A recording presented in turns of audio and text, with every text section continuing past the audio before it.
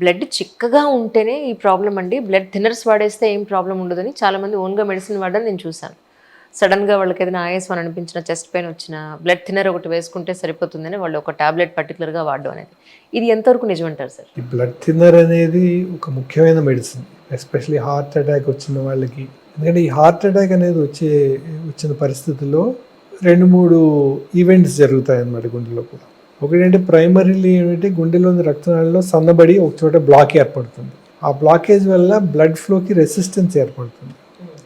అలా రెసిస్టెన్స్ ఏర్పడినప్పుడు కొంచెం బ్లడ్ క్లాట్ అయ్యే టెండెన్సీ ఉంటుంది. సో బ్లడ్ క్లాట్ అయ్యి సడన్గా పూర్తిగా ఒక 80%, 70% ఉన్న బ్లాకేజ్ పూర్తిగా క్లోజ్ అయిపోయింది అనుకోండి. సడన్గా హార్ట్కి ఆల్టర్నేటివ్ బ్లడ్ సప్లై లేదు కాబట్టి సడన్గా హార్ట్ అటాక్ వస్తుంది అన్నమాట.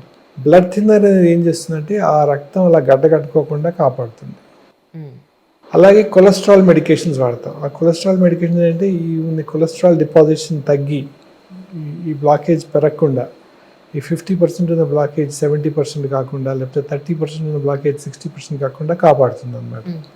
అలాగే బ్లడ్ థిన్నర్స్ అనేది కొలెస్ట్రాల్ మెడికేషన్స్ అనేవి చాలా 2 ముఖ్యమైన మెడిసిన్స్ గుండె జబ్బుల విషయంలో. అయితే బ్లడ్ థిన్నర్ వేసుకుంటే పర్వాలేదు, మనకి ట్రీట్మెంట్ అయిపోతుంది అనుకుంటే కాదు. అది అపోహ.